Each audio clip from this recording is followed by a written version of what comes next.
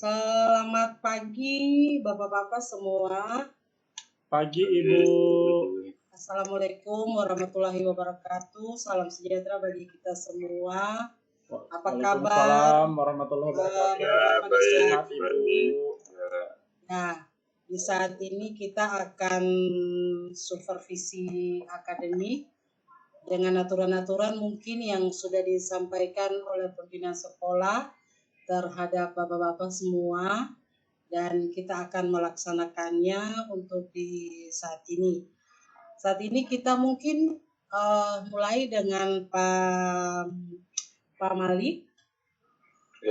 Saya mau tanyakan dulu kepada Pak Malik, target apa yang akan dicapai di saat ini yang akan Bapak lakukan?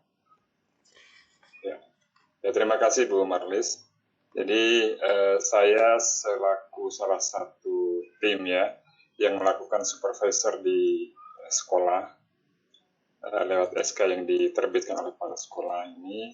Jadi ada target yang ingin saya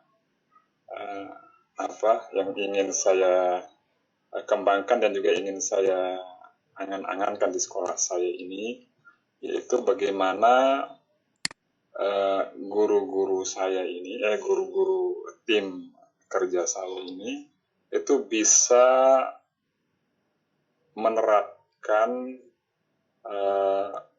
metode pembelajaran yang berdiferensiasi ketika melakukan proses pembelajaran. Jadi itu yang ingin saya pastikan, bagaimana teman-teman guru ini bisa menerapkan itu baik secara administratif maupun secara praktisnya di ruangan. Jadi itu Bu yang ingin saya tujukan. Ya, berarti di dalam kegiatan supervisi ini Bapak akan melihat proses pembelajaran, rencana pembelajaran kegiatan itu dalam pembelajaran berdiferensiasi. Mungkin dalam pembelajaran berdiferensiasi ini ada yang dianggap susah atau bagaimana, apa yang terwujud di sini atau belum pernah melaksanakannya sama sekali, Pak? Ya, memang benar Bu. Metode pembelajaran berdiferensiasi ini kan hal yang baru bagi kami di sekolah, terutama juga teman-teman guru ini. Bahkan ada yang baru mendengar istilahnya, walaupun barangkali secara praktis ya di lapangan ya sudah bukan hal yang baru sebetulnya. Ya, masalah memberikan perlakuan kepada siswa yang memiliki potensi dan kemampuan yang berbeda, kemudian memetakan kemampuan siswa untuk memberikan perlakuan yang pas dan cocok, itu sebetulnya sudah pernah juga dilakukan oleh teman-teman guru yang lain. Barangkali kalau sekarang ini kan mereka lebih pada biar terstruktur barangkali begitu ya, memang itu harus dituangkan barangkali dalam bentuk perencanaan berupa RPP, dan juga dari RPP itu mereka bisa laksanakan di ketika terjadi proses pembelajaran. Memang kendalanya itu bukan ini sesuatu yang baru, jadi untuk merancang dan merencanakan itu memang butuh pendampingan maupun bimbingan yang intens. Jadi seperti itu Bu. Oke Pak, jadi sekilas saya melihat percakapan kita ini, yang ingin Bapak kembangkan di situ yaitu rencana langkah-langkah yang akan diterapkan nanti di dalam rancangan pembelajaran ini. Oke Pak, kalau mamanya Bapak sudah siap, saya persilakan mungkin Bapak akan bertanya kepada Pak Hayar tentang rencana pelaksanaan pembelajaran yang berdiferensiasi ini. Silakan Pak. Baik, terima kasih Coach. Pak Hayar. Ya, Assalamualaikum Pak Hayar. Waalaikumsalam. Gimana kabarnya Pak Hayar? Alhamdulillah sehat Pak. Pak Malik gimana kabarnya Pak? Alhamdulillah senang ya bertemu dengan Pak Hayar ini. Saya memang sudah dari kemarin sudah nggak sabar Pak ingin bertemu dengan Pak Malik. Ya. Mau belajar banyak Pak Hayar, sama Pak Malik. Ya, barangkali lebih kurang 5-6 menit ke depan depan ini kita bisa ngobrol santai gitu kita bisa komunikasi terkait dengan kemarin kan saya sudah menyebarkan instrumen untuk supervisi kan begitu, dan menurut perencanaan itu pekan depan ya saya akan melakukan supervisi terhadap Bapak. Jadi ada seperti yang tertera di situ, jadi ada dua barangkali yang ingin kami lihat nanti Pak, yaitu tentang bagaimana sih uraian ataupun penyusunan atau pembuatan RPP yang berdiferensiasi, kemudian bagaimana sih Bapak bisa menerapkan itu nanti ketika di lapangan. Jadi intinya itu nanti Pak.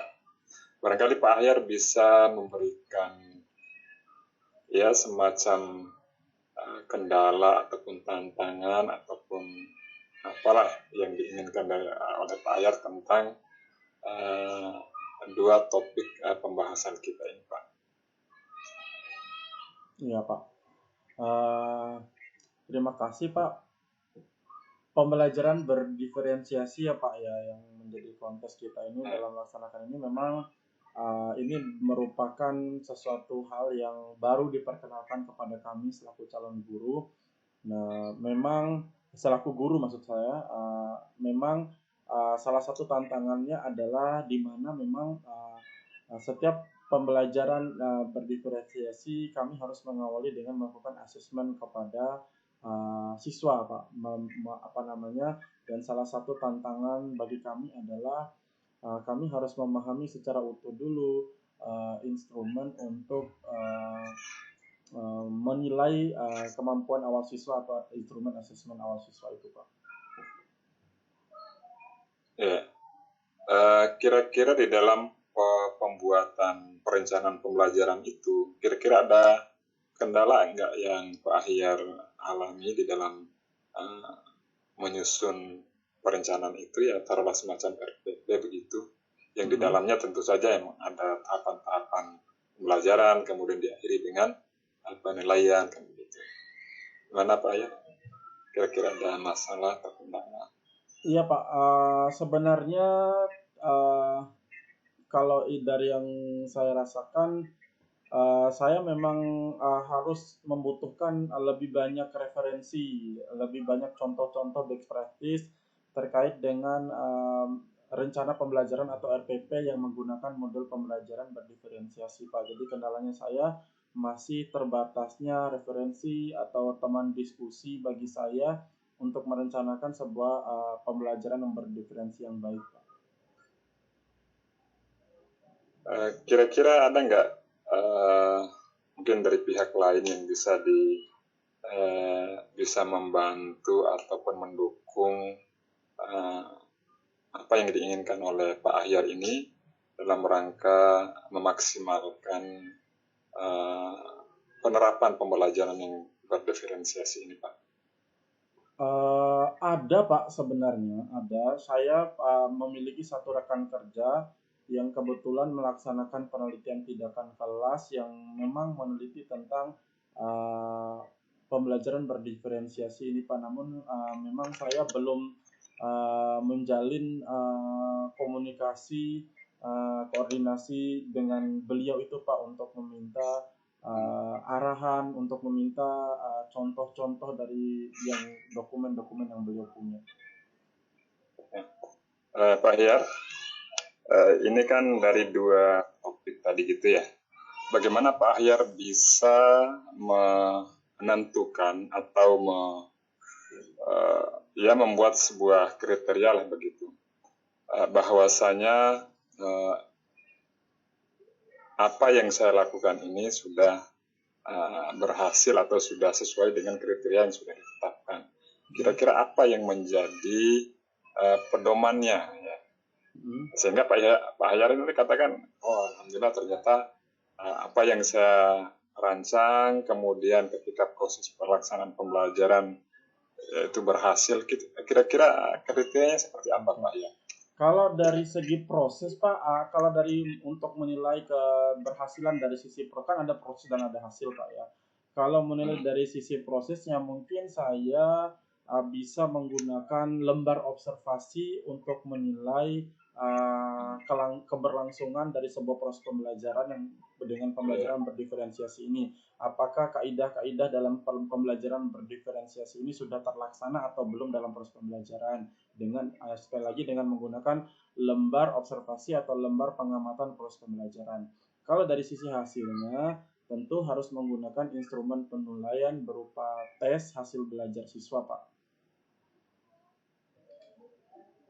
Berarti dari instrumen hasil pembelajaran gitu ya? Iya, Pak. Untuk ini.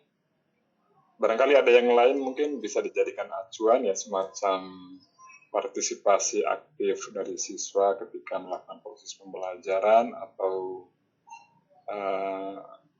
antusiasme daripada para siswa itu sendiri, itu juga bisa dijadikan sebagai acuan atau ukuran Pak ya. Nah, itu tadi yang maksud saya menjadi bagian dari lembar observasi.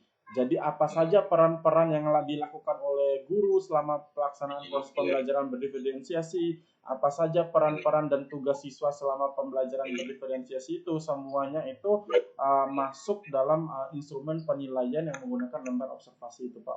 Lembar observasi tingkah laku guru dan siswa selama proses pembelajaran.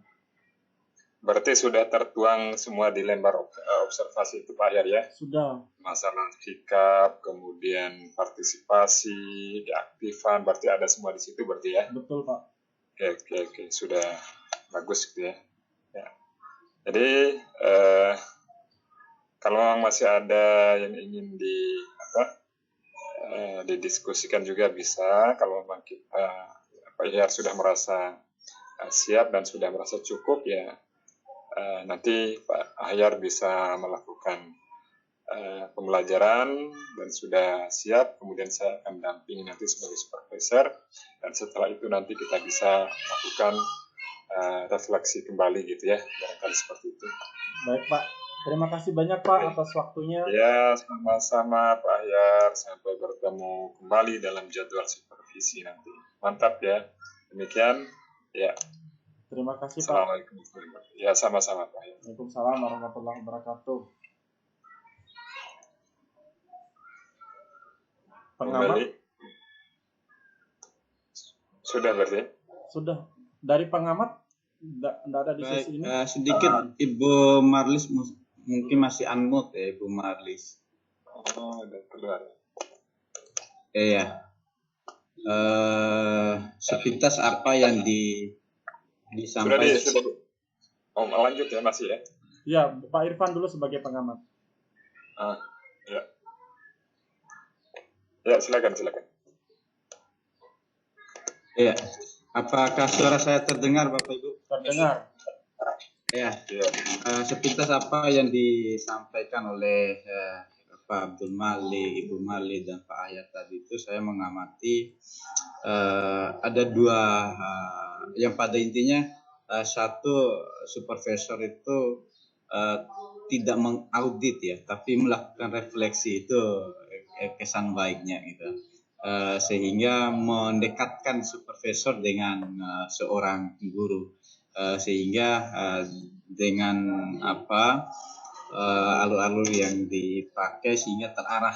Ada dua hal yang digali, yakni dari segi administrasi dan operasional praktek yang dilakukan oleh guru. Nah, kalau boleh saya berikan masukan, ini luar biasa yang ditanyakan tadi, namun sebagai acuan guru itu kan administrasi RPP atau modul itu sangat penting ya, sehingga pentingnya penguatan materi-materi yang ada di RPP, termasuk metode-metode yang dipakai itu bisa dilaksanakan pada saat kegiatan praktek belajar mengajar. Yang kedua itu agar pembelajaran itu lebih interaktif, adanya media-media pembelajaran yang dihasilkan oleh guru atau siswa sebagai proyek tugas siswa itu. sehingga itu lebih mendekatkan supervisi atau praktek-praktek baik oleh guru. Nah, dua hal itu yang bisa saya amati. Pada intinya apa yang dilakukan supervisi pada hari ini luar biasa untuk kegiatan hari ini. Baik, terima kasih Ibu Marlis dan Bapak Ibu, Pak Abdul Malik dan Pak Hayat. Terima kasih. Kita tutup. Baik, Pak. Assalamualaikum warahmatullahi wabarakatuh.